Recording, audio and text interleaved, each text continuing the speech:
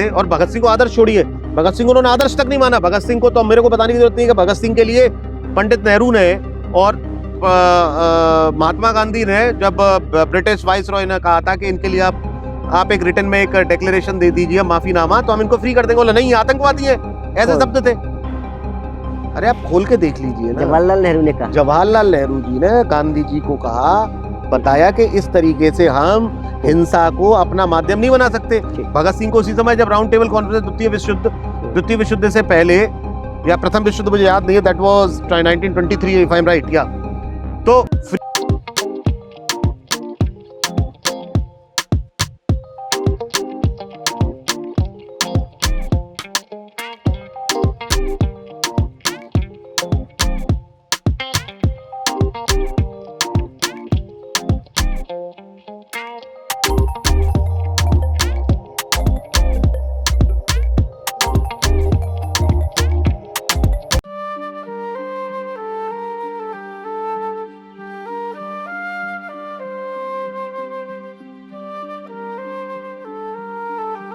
नमस्कार, मैं विकास गोस्वामी। अब तक आपने मेरे कई सारे पॉडकास्ट देखे पॉलिटिशियन के, लेकिन आज हमने एक प्रोफेसर साहब को बुलाया है जो इंडिया वर्सेस एनडीए के बारे में बात करेंगे और इलेक्शन 2024 के बारे में जिक्र करेंगे और तमाम जो देश में घटनाएं हो रही हैं उस पर जिक्र करेंगे। आज के जो गेस्ट हैं वो प्रोफेसर हैं, जीएल बजाज के असिस्टेंट प्रोफेसर है, नाम है शशि कुमार। अगर भैया का पॉडकास्ट आप देखते हो, अगर आपने 100 कमेंट किए तो हम भैया को दोबारा सेशन पे बुलाएंगे।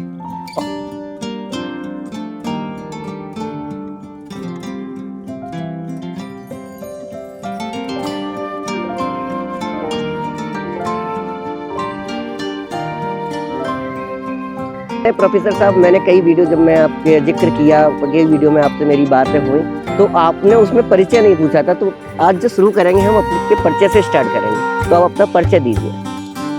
जैसा कि अभी आपने बताया, मेरा नाम डॉक्टर शशि शेखर है। वर्तमान में मैं GL Bajaj group of institution Mathura, उसमें एज एन HOD प्रबंधन विभाग, मैनेजमेंट डिपार्टमेंट कहते हैं, उसमें हूँ, कर रहा हूँ। अच्छा, आप मुझे बताइए कि आप पार्टी कौन सी अच्छी लगती है आपको? देखिए विकास जी, पार्टी तो किसी को कुछ दे नहीं रही है, उसको अच्छी लगेगी। अच्छा, किसी की विचारधारा को तो फॉलो करते हैं। बेसिकली ये डिपेंड करता है कि जो मेरी आइडियोलॉजी है, जो व्यक्ति विशेष की विचारधारा है, उससे किस राजनीतिक पार्टी की विचारधारा मिलती है, किस राजनीतिक दल की विचारधारा मेरी विचारधारा से मिलती है, तो निश्चित रूप से वही पॉलिटिकल पार्टी, वही राजनीतिक दल मेरी फर्स्ट चॉइस हो जाएगा। अच्छा, जैसे मैं आपको इसके बारे में एक छोटा सा उदाहरण देके बताऊं। बिल्कुल। कोई व्यक्ति यदि थोड़ी वामपंथ के आइडियोलॉजी है, किसी की लेफ्टिस्ट आइडियोलॉजी है। आप लेफ्टिस्ट हो राइटिस्ट हो? नहीं, मैं तो न्यूट्रलिस्ट हूँ। अच्छा, मैं तो न्यूट्रल हूँ। अच्छा, न्यूट्रल। तो उसकी आइडियोलॉजी उस लेफ्टिस्ट से मिलेगी। अच्छा, जो व्यक्ति थोड़ा सा एग्रीकल्चर, किसान, फार्मिंग उससे संबंधित रहता है, उस तरीके के व्यवसाय में रहता है, तो उसकी विचारधारा थोड़ी सी उस तरीके की पॉलिटिकल पार्टी की तरफ ही झुकाव होगा, जो इस प्रकार के एजेंडे, इस प्रकार के मुद्दों को जनता के बीच में लेके आएगी, जो ऐसे एजेंडे और मुद्दों को सरकार के बीच में उठाएगी, सदन में लेके जाएगी। तो बेसिकली इस तरीके की चीजें होती हैं। तो राजनीतिक झुकाव या वैचारिक झुकाव आपका उसी राजनीतिक दल की तरफ होता है। अच्छा, आपका झुकाव किसकी तरफ है? बीजेपी की तरफ है, कांग्रेस की तरफ है? नहीं, देखिए मेरा झुकाव तो ये मान के चलिए कि जो व्यक्ति जिस राजनीतिक दल की बात छोड़िए, इस समय राजनीतिक दल तो बहुत ज्यादा जिसे कहते हैं प्रासंगिक नहीं बचे। अच्छा, क्योंकि यदि आप जिस राजनीतिक दल ने, जिस पॉलिटिकल पार्टी ने इस देश में लगभग 60 वर्षों से अधिक शासन किया है, तो उस राजनीतिक दल की पहचान एक परिवार की वजह से रही है, आप सभी को पता है। तो उसे मैं एक पॉलिटिकल पार्टी की एक स्पेसिफिक आइडियोलॉजी ना कह के एक पारिवारिक और एक जिसे कहते हैं पुश्तैनी प्राइवेट लिमिटेड कहूंगा। अच्छा, क्योंकि डायरेक्टली इनडायरेक्टली बागडोर उन्हीं के पास रही। तो हाँ, निसंदेह उस पॉलिटिकल पार्टी में भी, उस राजनीतिक दल में भी किसी समय इंदिरा जी जैसे नेता उसने देश को दिए हैं, जिन्होंने देश को एक नई दिशा दी।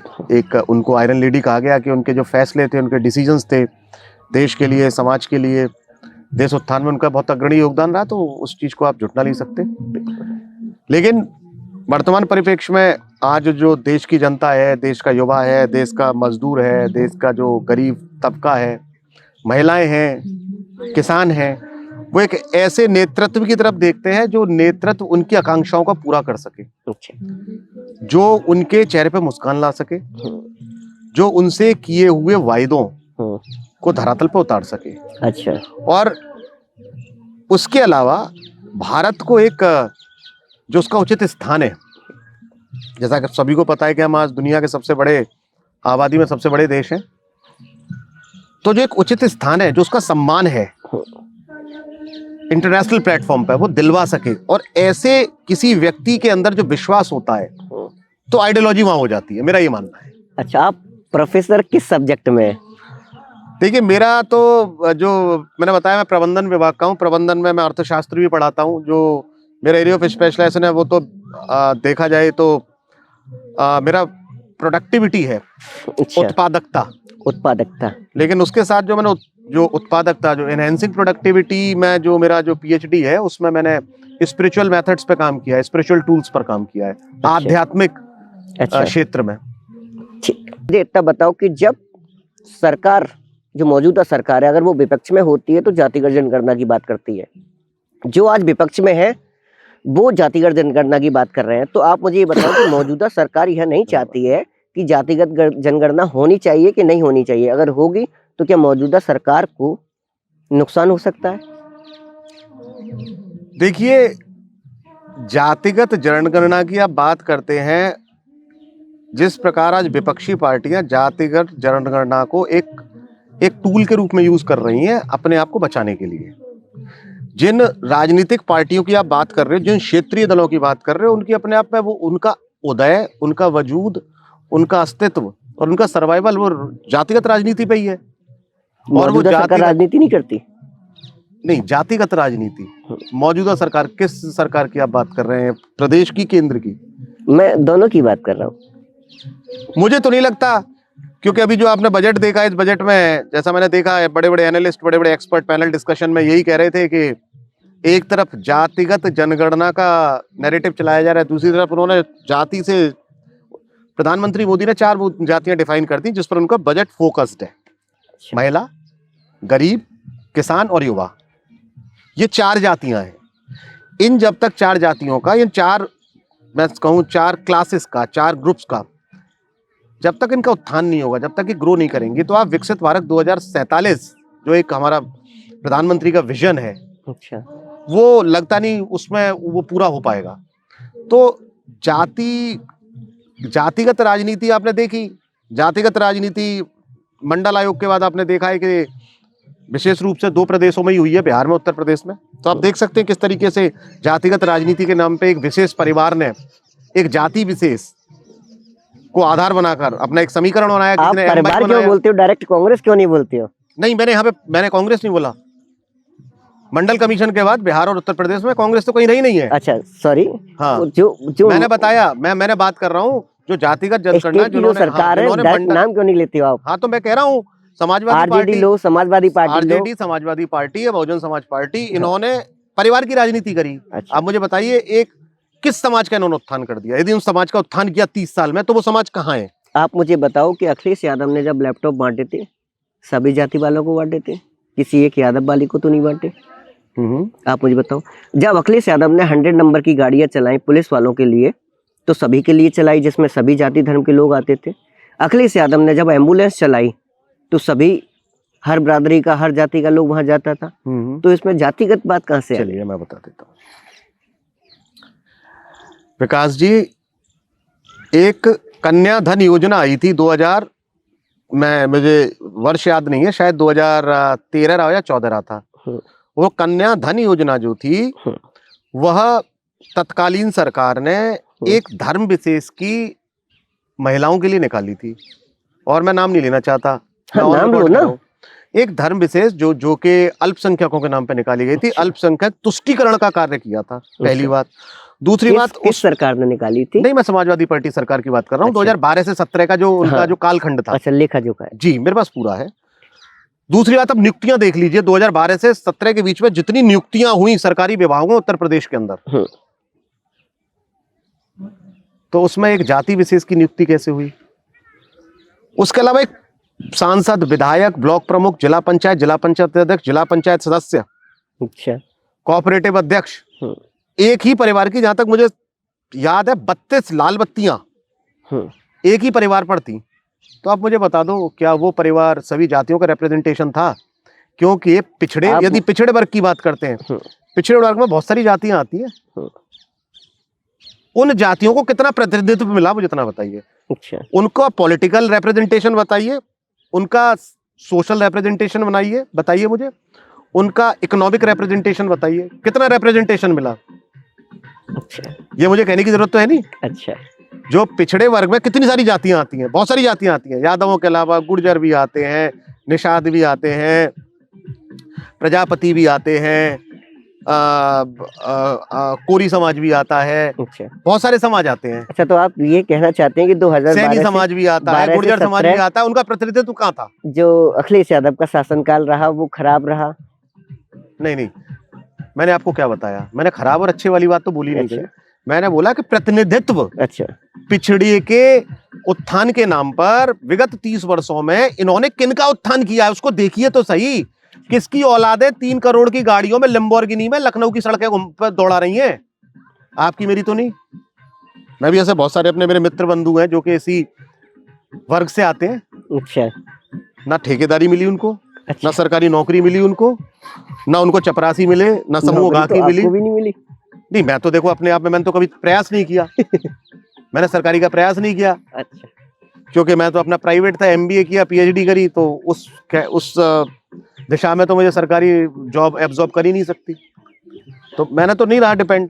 तो मेरा कहने का तात्पर्य है कि उनका प्रतिनिधित्व कहाँ है? यदि सभी का बराबर प्रतिनिधित्व होता तो कहते हाँ भाई कि इन्होंने सभी जातियों को साथ लेकर सभी जातियों को उत्थान का एक समग्र कार्य किया है, लेकिन ऐसा नहीं है। जाके देखिए आप तो पब्लिक डोमेन में रहते हैं। हाँ, मैं पब्लिक डोमेन में रहता तो ये तो बात आप भी स्वीकार करेंगे ना, मोहल्लों में लेके जाऊं जातियों के मैं। आप मेरे साथ एक बार फील्ड में चलिए।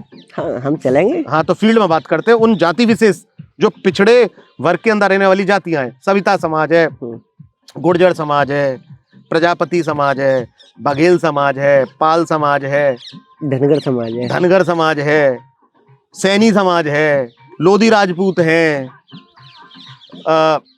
बताइए, ठीक, क्या आप इस बात से इंकार करेंगे? आप बताइए। अभी इलेक्शन 2024 धीरे धीरे पास में आता जा रहा है। जैसे जैसे पास में आता जा रहा है, मैं ये देख पा रहा हूँ कि जंतर मंतर पर, चाहे वो एजुकेशन के लिए धरना दे रहे हो लोग, चाहे वो पहलवान अपने लिए धरना दे रहे हो, एक सबसे बड़ा मुद्दा चल रहा है डॉक्टर रितु सिंह का, जो दिल्ली विश्वविद्यालय के लिए अपनी नौकरी वापस लेने के लिए धरना दे रही है। सरकार अभी तक नहीं सुन रही है। तो क्या कारण है कि मौजूदा सरकार इन लोगों की मांगे पूरी नहीं कर रही है और सुनवाई नहीं दी जा रही है? सबसे बड़ा सवाल ईवीएम को लेकर की भी है, जो सुप्रीम कोर्ट के वकील भी धरना दे रहे हैं। अच्छा, देखिए विकास जी, ये लोकतंत्र है। लोकतंत्र में सभी व्यक्तियों को अपनी अभिव्यक्ति की स्वतंत्रता है। पहली बात, आप सरकार की नीतियों से संतुष्ट नहीं है तो आप विरोध दर्ज करा सकते हैं, आप धरना दे सकते हैं। आपने तो कचहरी देखी है, कचहरी के सामने एक वट वृक्ष है। मैं यहाँ पे पिछले 15 सालों से कोई ना कोई धरना देता ही रहता है। तो आपको ये देखना होता है धरना देने वाला कौन है, आंदोलन जी भी है, उसका नैरेटिव क्या है। पहलवानों वाला केस आपने देख लिया, पहलवानों वाले केस पर तो मैं खुल के बोलता हूँ, जाति विशेष का रिप्रेजेंटेशन चाह रहे थे कुश्ती संघ में, वो हो गया। अब जब वो व्यक्ति भी हटा दिया, दूसरे को रख दिया तो भी नहीं मान रहे। अब तो उनका हटा दिया, वो भी हटा दिया, अब वो हटा दिया, कमीशन बना दिया, उससे भी नाराज है। अब वो कह रहे हैं कि नहीं हम तो चुनाव लड़ेंगे। आपने देखा होगा यहाँ पे एक उत्तर प्रदेश की एक क्षेत्रीय पार्टी उनको मुजफ्फरनगर से चुनाव लड़ा रही है उन पहलवानों को। तो इसका मतलब क्लियर है, राजनीतिक एजेंडा था उनका, उनका पॉलिटिकल मोटिव था, पॉलिटिकल मोटिव से ड्राइव। तो जाति विशेष है वही। ठीक, गलत तो नहीं करा मैं? ठीक, सही बात है। मेरा तीसरा सवाल है कि ईडी और सीबीआई को लेकर के जी, मैं आपसे एज ए किसी को लीडर को मान करके बात नहीं कर रहा हूँ, मैं आज पब्लिक डोमेन के लिए बात कर रहा हूँ, इसलिए मैंने आपको बुलाया है क्योंकि आप पॉलिटिकल एनालिसिस अच्छा करते हैं। तो आप मुझे इतना बताना, न्यूट्रल जवाब दे देना इसका। बिल्कुल। ईडी और सीबीआई दोनों पार्टियों के लिए बराबर है, कोई भी पार्टी हो जी, तो आपको क्या लगता है कि जो मौजूदा सरकार है ईडी सीबीआई का गलत तरीके से दुरुपयोग करके विपक्ष के जो भी नेता हैं उन पर छापे या फिर रेड करवा रही है, या फिर मौजूदा सरकार में जितने भी नेता हैं वो दूध के धुले हुए हैं? मौजूदा सरकार में मौजूदा सरकार, देखिए, इस सरकार में भी जिसके ऊपर कोई आरोप लगा या जिसके ऊपर जरा भी ऐसा लगा सरकार को कि सरकार चलाने वाला व्यक्ति किसी भी भ्रष्टाचार के मुद्दे में संलिप्त है, उसको तुरंत किनारे कर दिया और उसको दोबारा उस तरीके का पद या दायित्व नहीं मिला। जैसा आपने देखा होगा, ऐसे कई सारे उदाहरण है। पहली बात। दूसरी बात, आप बात करते हैं ईडी सीबीआई की। ईडी और सीबीआई आपके घर क्यों नहीं आ रही साहब? मेरे घर क्यों नहीं आ रही? वो टारगेटेड पर्सन है ना। नहीं तो क्यों है? क्यों है? लालू यादव ही क्यों है, या सोरेन साहब ही क्यों है? आपको कुछ नाम बताता हूँ। या अच्छा, आप कह रहे हो शराब घोटाले के लिए ईडी जा रही है दिल्ली, तो शराब घोटाला नहीं हुआ क्या? या तो सुप्रीम कोर्ट ने कह दिया शराब घोटाला हुआ है। लेकिन अभी साबित भी तो नहीं हुआ ना। क्या? जब तक इंक्वायरी नहीं करेंगे। मान लीजिए यहाँ पे किसी की अभी हत्या हो जाती है, उसकी डेड बॉडी मिलती है, सरकार dead body, police dead body ले जाती है। अब सर कोर्ट ने भाई, सरकार ने कहा भाई ये फाइंड आउट करो कि इसका जो है इंक्वायरी करो कि इसकी डेथ कैसे हुई, मर्डर हुआ है, आत्महत्या करी है। अब उसके लिए वो जिस परिप्रेक्ष्य में, जिस डायरेक्शन में, जिस माहौल में उनकी डेड बॉडी मिली है, वो इंक्वायरी करेंगे। अब इंक्वायरी करने में हो सकता है कि उसके पास मैं हूँ, 2 दिन पहले मुझसे पूछा जाएगा तो इसका मतलब ये थोड़ा मुझे टारगेट किया जा रहा है। यदि मैं उसके आसपास था तो डायरेक्टली इनडायरेक्टली मैं उस प्लेस से रिलेटेड था, तो हो सकता है मुझसे नॉर्मली पूछा जाए, हाँ भाई आप क्या कर रहे थे, आपने क्या देखा, आपके सामने वो जीव इतना मरा था। अब इसमें मैं हल्ला मचा दूं, देखिए जी मुझे टारगेट किया जा रहा है, ईडी सीबीआई मेरे पीछे लग रही है, ये तो कहीं ना कहीं मैं एक सिंपैथी गेन करना चाहता हूँ, सहानुभूति लेना चाहता हूँ लोगों की। भाई लोकतंत्र है, आप सही है, क्यों ईडी सीबीआई तो सजा तो नहीं देगी, ये इंक्वायरी तो करेगी। कुछ नेताओं के विपक्ष के नाम ईडी सीबीआई क्या करेगी? सजा दे देगी? इंक्वायरी तो करेगी, इंक्वायरी अपनी रिपोर्ट सबमिट कर देगी। हमारे यहाँ आज भी जुडिशरी इंडिपेंडेंट है भाई साहब। अच्छा, न्याय देने का काम किसका है? कोर्ट का। Lower court. आप संतुष्ट सेशन कोर्ट से लोअर कोर्ट, उससे नहीं हाई कोर्ट जाइए, हाई कोर्ट सुप्रीम कोर्ट जाइए। अब ईडी सीबीआई उससे क्वेश्चन पूछेगी, क्वेश्चनिंग करेगी, इंटरोगेशन करेगी, इंटरोगेशन से जो संतुष्ट होगा रिपोर्ट सबमिट करेगी, चार्जशीट लगाएगी, चार्जशीट के बाद मुकदमा चलेगा, कोर्ट को लगेगा कि भाई ये दोषी है, कोर्ट सजा दे देगा, कोर्ट को लगेगा नहीं इनको टारगेट किया गया है, कोर्ट फ्री कर देगा। ऐसी बहुत सारे एग्जाम्पल है। अच्छा, मैं आपको कुछ नेताओं के उदाहरण देता हूँ या एग्जाम्पल देता हूँ। 2016 में ईडी में जंग भुजबल, हेमंत शर्मा, शुभेंदु अधिकारी, अजीत पवार थे जो विपक्ष के नेता थे, इन पर ईडी गई। 2018 में बेल हो गई इन सब की। इस पर आपका क्या विचार है? देखिए, ये आपको ऐसा लगता है कि नहीं, आप, मुझे नहीं ऐसा लगा। ऐसा दे रखा है। कहाँ दे रखा है? मुझे आर्टिकल्स मैं आपको बता दूंगा, आप कहीं भी खोल के देख लेना। नहीं, मेरे पास मैं रिपोर्ट सबमिट कर दूंगा। मेरे पास अभी मैं आपको सारी रिपोर्ट सेंड करूंगा इसके बारे में। आपने कहा कि इन पर टारगेट कर रही है। जो बीजेपी ज्वाइन कर लेता है उस पर ईडी सीबीआई नहीं जाती। नहीं, आप मुझे बताइए। ये आपके हेमंत विश्व शर्मा, शुभेंदु अधिकारी, अजीत पवार जी, कैसी बातें कर रहे हो आप? अजीत पवार, देखिए अजीत पवार का राजनीतिक, हेमंत विश्व शर्मा नहीं है? हेमंत विश्व शर्मा के मुख्यमंत्री है ना। हेमंत विश्व शर्मा के ऊपर कभी भी ईडी सीबीआई के चार्जेस नहीं थे। आप दिखा दीजिए, आप दिखा दीजिए अपने मोबाइल में। नहीं, मैं दिखा देता हूँ आपको। मैं आपको बता दूंगा, मैं रिपोर्ट भेजूंगा आपको पूरी। हाँ, रिपोर्ट भेजिएगा, तब उस बारे में बात करेंगे। छोटा मोटा कोई मुकदमेबाजी हो, देखिए राजनीतिक, यदि आप राजनीति करते हैं तो आपने कहीं से निकले, कहीं कुछ भ्रष्टाचार में पूरे में लिप्त थे। जैसे उनको लगा कि मैं भ्रष्टाचार में लिप्त थे, वैसे ही तुरंत बीजेपी ज्वाइन कर ली। ईडी और सीबीआई दिखा दीजिए, बीजेपी ज्वाइन कर ली। मैं तो इतना जानता हूँ, पीएम मोदी है, उत्तर प्रदेश में योगी आदित्यनाथ जी, इन पे तो कोई चार्जेस नहीं है। आप छुटभैया नेताओं की बात करो तो इनका तो कुछ कह नहीं सकते आप। आपने क्या कहा? ये छुटभैया नेता जो आप कह दोगे। आपने उससे पहले क्या कहा? पीएम मोदी है, हाँ, और उत्तर प्रदेश के मुख्यमंत्री योगी आदित्यनाथ। पहले शब्द आप मेरे को दोबारा रिपीट करो। मैंने क्या बोला बताओ? आपने कुछ बोला था, आप ही बताओ। नहीं, ये आपने कहा पीएम मोदी और योगी जी पर कोई सीबीआई, कोई भ्रष्टाचार का आरोप नहीं है। कुछ और कहा था। हाँ, आपने कहा था पीएम मोदी और योगी जी पर कोई भी आरोप नहीं है। आरोप नहीं है, केस नहीं है। नहीं, भ्रष्टाचार का केस नहीं है, ईडी का केस नहीं है, सीबीआई का केस नहीं है। आज ही मैं सुबह देख रहा था, एक कोई थे, एक पॉडकास्ट करते हैं, कोई जर्नलिस्ट, नाम भूल गया उनका, कह रहे थे कि सीएम हमारे मुख्यमंत्री योगी आदित्यनाथ, उनकी आयु 51 वर्ष है और लगभग 21 साल की, लगभग पिछले 21 साल से वो एक्टिव पॉलिटिक्स में है। इतने कम समय में, इतनी कम आयु में इतना बड़ा अनुभव किसी का नहीं है। 51 में आपको मैं ठीक है, ठीक और है। आप कह रहे हो कोई आरोप नहीं है। मैंने क्या कहा? योगी जी के अगर आप पुराने भाषणों को निकाल के देखोगे हाँ। तो मारने और काटने की बात करते हैं अपनी जबान से। आपने ओबीसी के देखे? हाँ आपने उदयनिधि स्टालिन के देखे? मैं ओबीसी सत्ता में, मैं कह रहा हूँ मेरे लिए ओबीसी सत्ता सत्ता नहीं, में नहीं है। लोकतंत्र की बात हो रही है। मैं लोकतंत्र की बात उदयनिधि कर रहा स्टालिन हूँ। सत्ता में नहीं है। लोकतंत्र में आपने तेजस्वी यादव के नहीं देखे? और ये भाषण छोड़िए, ये भाषण छोड़िए। अच्छा। मुलायम सिंह यादव ने तो कार सेवकों को गोलियां चलवा दी थी, लाखों मरवा दिए थे। इंदिरा गांधी ने किसान मरवा दिए थे। राजीव गांधी ने 1987 में किसान मरवा दिए थे मोदी नगर के पास। अब क्या बात कर रहे हो? इसी देश के अंदर 1.5 साल किसान आंदोलन चला, पुलिस की गोली से, एक पुलिस की गोली से प्रशासन ने एक भी किसान की मृत्यु नहीं हुई। अब क्या बात कर रहे हो? और दूसरी बात मैंने कहा भ्रष्टाचार और ईडी, भ्रष्टाचार का एक आरोप, प्रधानमंत्री मोदी उनका परिवार का व्यक्ति, मुख्यमंत्री योगी आदित्यनाथ उनके परिवार का व्यक्ति। आप बता दीजिए, मैं ये बात कर रहा हूं, बताइए। भाषणबाजी तो कहीं कैसे भी कुछ भी हो जाती है। भाषणबाजी ऐसे अमर्यादित हो जाएगी? क्या हो जाएगी? अमर्यादित भाषणबाजी हो जाएगी। तो उसके आप अपने भाषण, यदि हम अपनी इलेक्शन और चुनाव के अंदर हम भाषण दे रहे हैं, अमर्यादित भाषणबाजी हो सकती है, हाँ या ना? ठीक है, भाषा की मर्यादा मैंने माना, हमारे मर्यादित भाषण, आप मेरे साथ में बात कर रहे हैं लेकिन इस पॉडकास्ट में। लेकिन भाई साहब ये तो बताइए, आप तो भाषा की बात कर रहे हैं, वो तो अस्तित्व मिटाने की बात कर रहे हैं, वो तो ऑफिशियल क्लिंजिंग की बात कर रहे हैं, वो तो जीनोसाइड की बात कर रहे हैं। आप बताइए उदयनिधि स्टालिन क्या कह रहा है कि इनको मार देना चाहिए, ये तो डेंगू है, ये तो चिकनगुनिया है। आपने कभी उसके लिए, उस पर कभी किसी ने विरोध किया? और सुनिए, यही कारण था कांग्रेस जैसे विपक्षी दल सेक्युलर बनने के चक्कर में वामपंथी हो गए और ये वहां खड़े रहे उनके साथ। इसी की वजह से 4 में से 3 प्रदेश हार गए। ये मध्य प्रदेश जीतते जीतते आ रहे, छत्तीसगढ़ में इनके नीचे से सत्ता चली गई। क्योंकि यदि जब आप इस तरीके के नेताओं के साथ खड़े हो गए जो सनातन धर्म और एक इस देश के बहुसंख्यक को टारगेट कर रहे हो, आप बताइए, इतना टॉलरेंट, इतना सहिष्णु बहुसंख्यक आप दुनिया में, पाकिस्तान में जाके देखिए बहुसंख्यक क्या करता है, बांग्लादेश में जाके देखिए।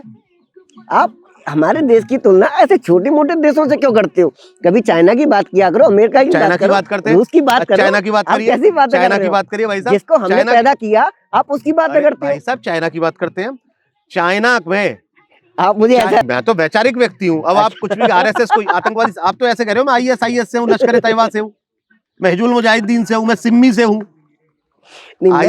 यदि आईएसआईएस वालों का तो आप बोल नहीं पाओगे। अच्छा, आरएसएस तो एक सांस्कृतिक संगठन है जिसका मूल रूप से एक ही काम है कि देश के युवा में, देश के समाज में अपने संस्कृति के प्रति जागरूकता हो, बस। और सेवा संगठन है। कहीं कोई दुर्घटना हो जाती है, बाढ़ आ जाती है, प्राकृतिक आपदा आ जाती है, जब तक प्रशासन पहुंचता है, प्रशासन से पहले पहुंच जाता है। आगे का सवाल, हाँ, लाल कृष्ण आडवाणी को अभी घोषणा की गई है भारत रत्न देने की, सही है या गलत है? देखिए आडवाणी जी हमारे, अगर दे रहे हैं तो उसके, आडवाणी जी हमारे अटल जी के साथ बहुत ही परम पूजनीय, हमारे एक वरिष्ठ हैं, हमारे बुजुर्ग हैं। हम जैसे जो युवा आज की डेट में, आज के समय में राजनीति में थोड़े से इंटरेस्टेड रहते हैं, जो पॉलिटिकल डिस्कोर्स में आना चाहते हैं, कहीं ना कहीं हम लोगों का आदर्श है। उन्होंने वो आदर्श राजनीति, उन्होंने अपना संपूर्ण जीवन देश, समाज और राष्ट्र की सेवा के लिए समर्पित कर दिया। और चाहा क्या? कुछ नहीं। भगत सिंह, राजगुरु, सुखदेव, इन्होंने तो समर्पित नहीं किया। अब हम उनकी बात कर लेते हैं। उनका त्याग अलग है, वो राजनीति में नहीं थे। राजनीति भी सेवा का माध्यम है। भगत सिंह ने राजनीति नहीं करी, भगत सिंह की पॉलिटिकल पार्टी नहीं थी, भगत सिंह की पॉलिटिकल पार्टी नहीं थी। मतलब जो पॉलिटिकल से भी संबंधित ना हो, जो देश के लिए लड़ मर गया हो, देश के लिए जान न्यौछावर कर दिया, उसको तो कुछ है ही नहीं उसका। ऐसा आपसे किसने कहा? वो तो उच्चतम आदर्श है। तो अभी तक उनको देना चाहिए ना, क्यों नॉमिनेट नहीं किया? तो आप उनसे पूछिए ना, जिनका 55 साल सरकार रही, उन्होंने कितने बार दे दिया? ये सवाल मेरे से थोड़ी है, मैं आपसे पूछ रहा हूँ ना, जिन्होंने 55 साल शासन किया, उन्होंने क्यों नहीं दे दिया? आप मुझे बताइए। भगत सिंह को आदर्श मानते थे, और भगत सिंह को आदर्श छोड़िए, भगत सिंह उन्होंने आदर्श तक नहीं माना। भगत सिंह को तो मेरे को बताने की जरूरत नहीं है कि भगत सिंह के लिए पंडित नेहरू ने और महात्मा गांधी ने, जब ब्रिटिश वाइस रॉय ने कहा था कि इनके लिए आप एक रिटर्न में एक डिक्लेरेशन दे दीजिए, माफीनामा, तो हम इनको फ्री कर देंगे, बोला नहीं आतंकवादी है, ऐसे शब्द थे। अरे आप खोल के देख लीजिए ना। जवाहरलाल नेहरू ने कहा, जवाहरलाल नेहरू जी ने गांधी जी को कहा, बताया कि इस तरीके से हम हिंसा को अपना माध्यम नहीं बना सकते। ठीक। भगत सिंह को उसी समय जब राउंड टेबल कॉन्फ्रेंस द्वितीय विश्व युद्ध से पहले या प्रथम विश्व युद्ध मुझे याद नहीं है, that was 1923 if I am right, या तो फ्री करा लेते, फांसी माफ हो जाती, लेकिन नहीं करी क्योंकि कहीं ना कहीं इनका जो पॉलिटिकल एजेंडा था उस समय का, आजादी का नहीं, जो भी एजेंडा रहा होगा, आजादी के बाद में देश को कैसे हथियाना है वो एक्सपोज हो जाता। तो उस समय तो थे नहीं अटल जी, आडवाणी जी, वो थे, हम करवा देते। ठीक है, ठीक है, आगे मैं सवाल ले चलता हूँ। बहुत अच्छा सवाल है कि देश के जितने भी हालात हैं, आप कॉलेज से संबंधित रखते हो और प्रोफेसर भी हो, तो कोई ऐसे 5 रीजन बताओ जिससे देश के हालात में सुधारा जा सके, चाहे वो एजुकेशन सेक्टर हो, चाहे वो एम्प्लॉयमेंट हो, चाहे वो रिसर्च एंड डेवलपमेंट हो, चाहे वो महिलाओं को लेकर के हो। देखिए, हालात की बात करते हैं तो मैं तो ये पाता हूं पिछले 10 वर्ष में देश की स्थिति बहुत अच्छी हुई है। उसके जितने भी सूचकांक उससे है, पहले अच्छी नहीं थी। नहीं थी। ईज ऑफ डूइंग इंडेक्स में आप कहां थे? आप पॉवर्टी में देखिए, आप 11वीं सबसे बड़ी इकोनॉमी थे 9 साल में, आप you are the 4th largest economy of the world, आप 3.75 ट्रिलियन की इकोनॉमी हो, आप बैक टू बैक 2 झटके लगे हैं। कोविड के बाद दुनिया के देश अब तक रिकवर नहीं हुए, कोविड के बाद Russia Ukraine war, Russia Ukraine के बाद आप दुनिया की सबसे स्टेबल इकोनॉमी हो, 7% जीडीपी की ग्रोथ रेट है। चाइना जिसका ग्रोथ रेट इतना जबरदस्त रहा था जीडीपी का, आज वो 5, 4.5, 5% पे स्ट्रगल कर रहा है। आपके सबसे ज्यादा एफडीआई है, आप कार के second largest manufacturer of the world हो, मोबाइल के second largest manufacturer of the world हो, आप सेमीकंडक्टर में राइज कर रहे हो, आप इलेक्ट्रिक सेक्टर में राइज कर रहे हो, आप ईवीज में राइज कर रहे हो, आप दुनिया के सेकंड लार्जेस्ट ईवी मैन्युफैक्चरर्स हो। पहले इंडिया एक सॉफ्टवेयर कंट्री होता था, इंडिया एक सर्विस सेक्टर का देश था, आज मैन्युफैक्चरिंग की तरफ जा रहे हो, आपका रियल एस्टेट जा रहा है। आपके इंटरनेशनल एयरपोर्ट देख लो, आप हाईवेज देख लो, नेशनल हाईवेज देख लो, हाई स्पीड ट्रेन देख लो, सेमी स्पीड ट्रेन देख लो, तो ये मैनिफेस्ट कर रहा है। दूसरी बात, आप आईआईटीज, आईआईएम्स, उन पे 5 आईआईएम बने कितने में? 55 साल में। आज 20 आईआईएम्स, आईआईटीज हर प्रदेश में। और एम्स, कितने एम्स थे? आज देखिए कितने एम्स हैं। ऑपरेशनल बता रहा हूं मैं, 17 ऑपरेशनल एम्स हैं जो काम कर रहे हैं, जो वर्किंग हैं, जहां पे लोग जा रहे हैं। 10 साल में कितने एम्स बने? 10 साल में 12 एम्स, 5 पहले थे, 17 और क्या। अच्छा, आप इसमें कर लीजिए ना, मोबाइल है। मैं आपको बताता हूँ, प्रधानमंत्री मोदी जी ने कहा था कि दरभंगा में एम्स बना हुआ है। वहां पे जब एक पत्रकार ने रिपोर्टिंग की तो वहां पे कुछ भी नहीं था। दूसरी बात, हाँ। उत्तर प्रदेश में एक भी एक्सप्रेस वे अभी तक, जो डबल इंजन की सरकार चल रही है, अभी तक नहीं दिया। तीसरी बात, मेरी बात सुन लीजिए, मैं आपको बोलने का मौका दूंगा, बताइए। तीसरी बात यह है कि देश, आपने इतनी सारी बातें कही, मेरे को बहुत अच्छी लगी। देश पर उससे पहले 10 साल पहले से पहले 55 करोड़ पे कर्जा था, आज 205 लाख करोड़ पे कर्जा है। चौथी बात मैं आपको बता रहा हूँ, कोयला पर 1 अरब टन का कर्जा है। क्यों है फिर? अच्छा, मेरी बात सुनिए, सीधी सी बात, ये बातें सही है, ये गलत है? आपके डेब्ट टू रेशियो होता है। डेब्ट टू रेशियो का मतलब होता है कि आपके अंदर जो भी इंफ्रास्ट्रक्चर के योजनाएं चल रही हैं, आपका इतना फंड तो है नहीं, कहीं ना कहीं आपसे बोरो करोगे। देश की तरक्की करनी है, देश में इंफ्रास्ट्रक्चर डेवलपमेंट करना है, सोशल वेलफेयर की स्कीम्स चलानी है। और हमारा जो देश का थोड़ा नेचर है वो समाजवाद वाला नेचर है कि आपको समाज का उत्थान करते हुए सारे काम करने होते हैं। ये आज भी हमारे कैपिटलिस्ट इकोनॉमी नहीं है, पूंजीवाद नहीं है। उसके लिए आपको फंड्स चाहिए, उसके लिए आपको पैसा चाहिए, पैसा कहीं ना कहीं से तो प्रोक्यूर करोगे, लेकिन उस पैसे को आप कहां लगा रहे हो, मुद्दा ये है। क्या आप उससे बंदरबाट कर रहे हो?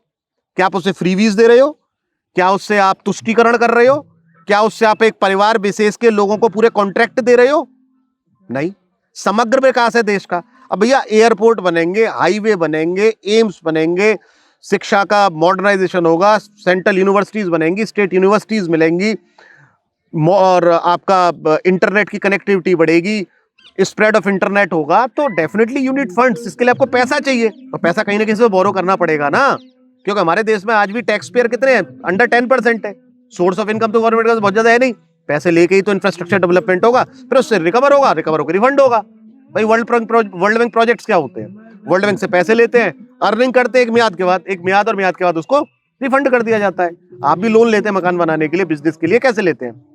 2, 4, 5, 10, 20, 25, 50 लाख का लोन लेंगे, दुकान चलाएंगे, अपना उसकी ईएमआई देते रहेंगे, ईएमआई पूरी हो जाएगी, बैंक का लोन बैंक के पास, आपके पास आपका सेट बन जाता है। सीधा सा थंब रूल है।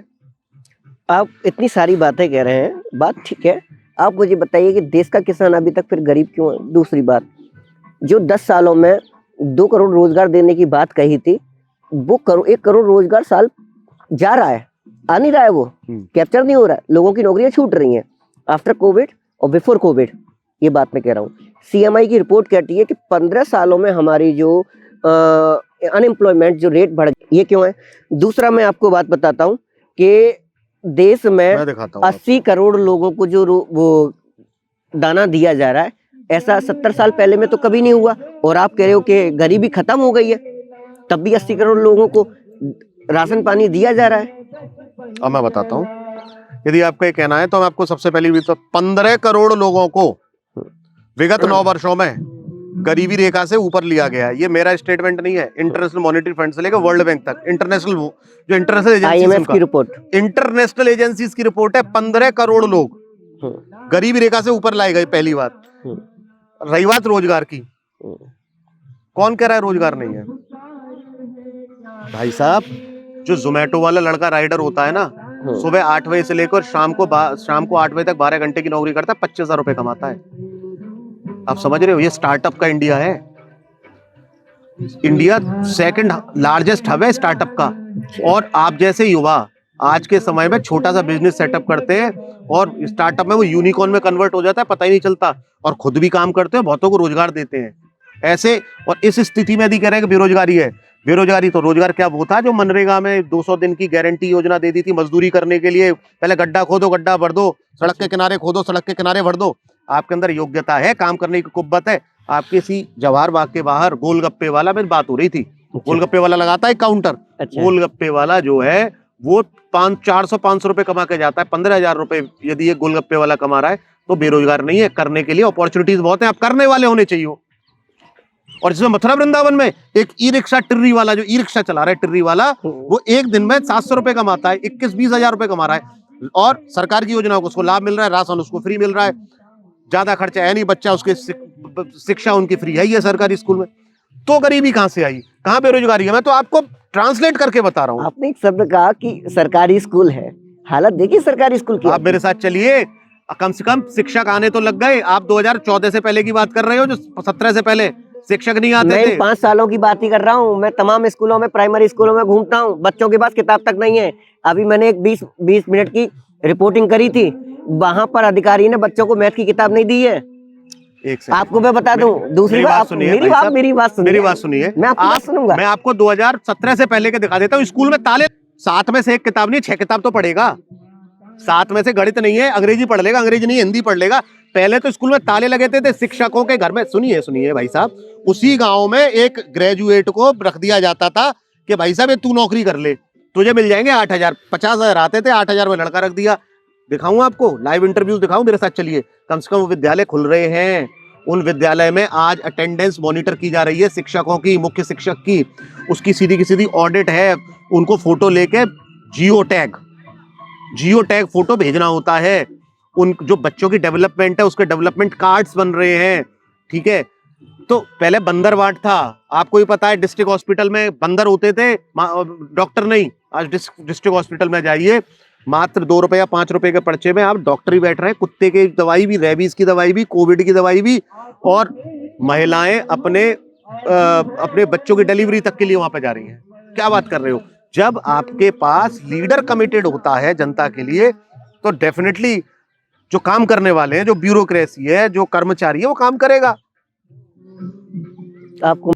लेकिन जो आप बात कर रहे हो लोगों की जागरूकता की, तो मैं इतना जानता हूं, जब कोविड जैसी एक वैश्विक महामारी, जिसे हम पेंडेमिक कहते हैं, जब वो आया, WHO और दुनिया के विकसित देश जिनका health infrastructure one of the best in the world था, सबसे उत्कर्ष हेल्थ इंफ्रास्ट्रक्चर जिसमें बात करें इटली की, फ्रांस की, स्विट्जरलैंड की, यूके की, USA की, उनका ये मानना था कि हम कोविड से पार पा जाएंगे क्योंकि हमारे पास बहुत अच्छा स्वास्थ्य के क्षेत्र में एक हमारा मॉडल है।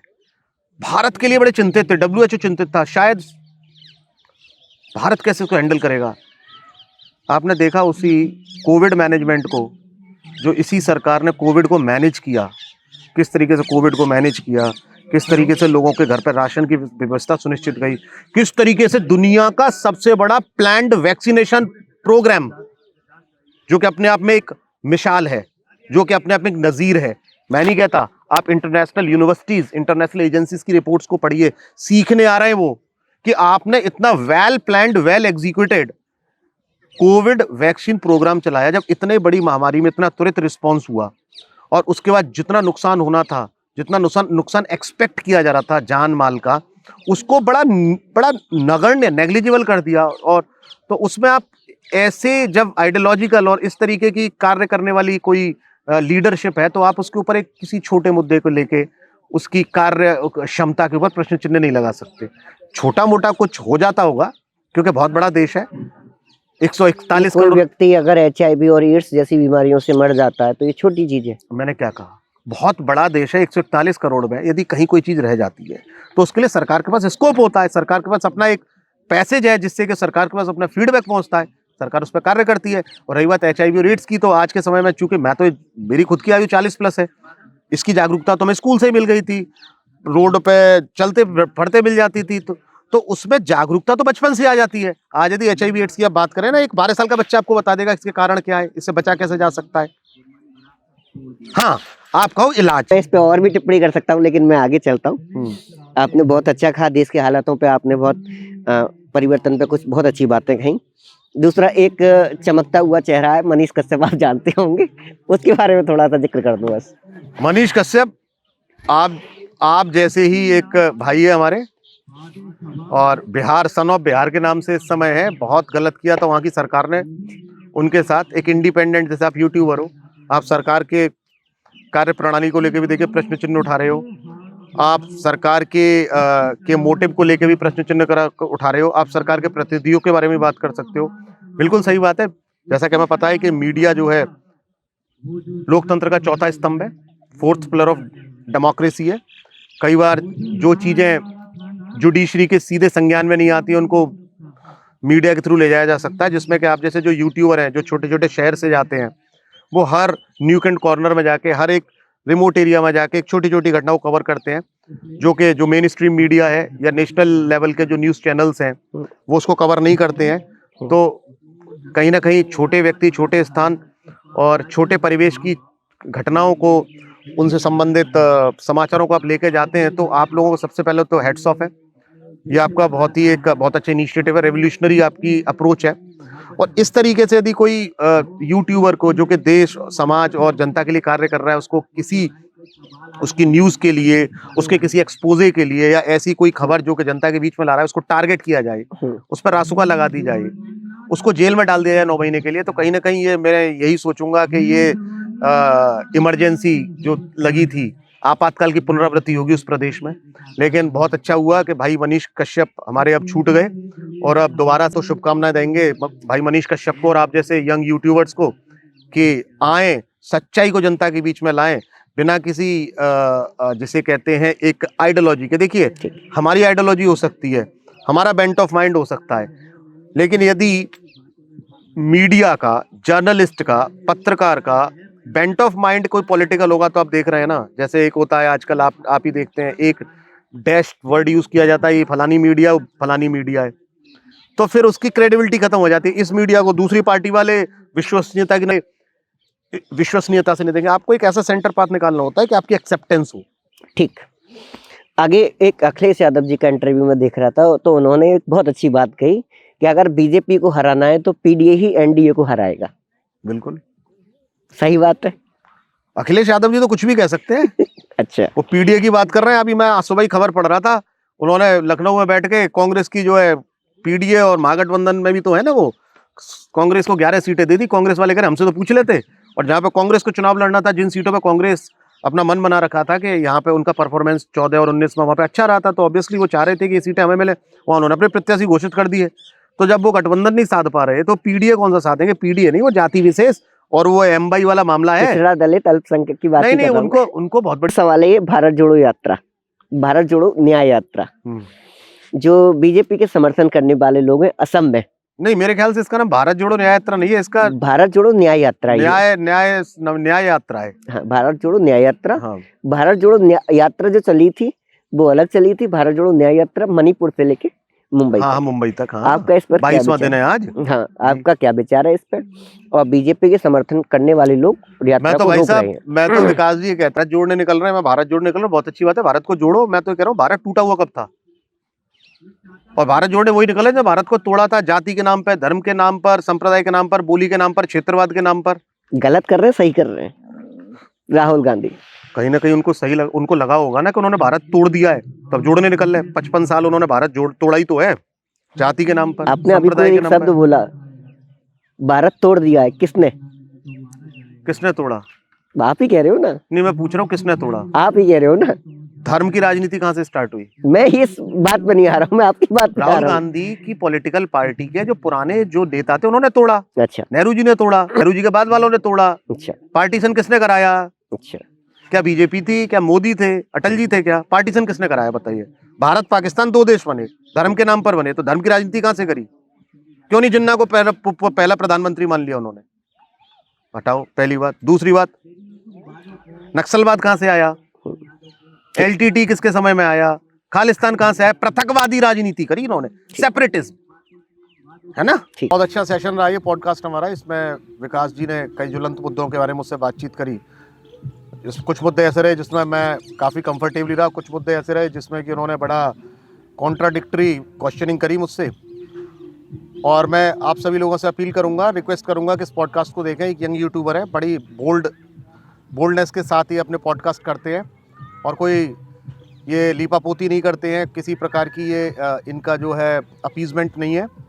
बड़ा स्ट्रेट फॉरवर्ड क्वेश्चनिंग करते हैं, कड़ी ज्वलंत मुद्दों को रखते हैं, और इस तरीके के यूट्यूबर्स की रिक्वायरमेंट है जो कि पब्लिक डोमेन में इस तरीके के मुद्दों को लेके आएँ, लोगों के बीच में हम दें।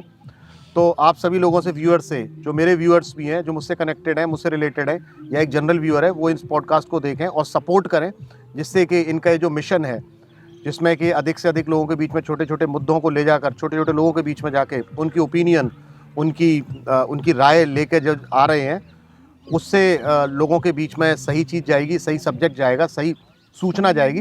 तो मैं आप सभी से अपील करता हूं, और मैं आप सभी से करूंगा कि आगे इनके जितने भी विकास जी के पॉडकास्ट होते हैं, आप उसको वॉच करें, सब्सक्राइब करें, उन चैनल को शेयर करें, लाइक करें, और इनके चैनल पर जितने भी होने वाले आगे के इवेंट्स हैं उसको आप रेगुलरली चेक करें, अपने साथ वालों के साथ डिस्कस करें, इसको एक उनको बताएं कि इस तरीके का हमारे काम कर रहे हैं, ईमानदारी से काम कर रहे हैं, निष्पक्षता के साथ काम कर रहे हैं।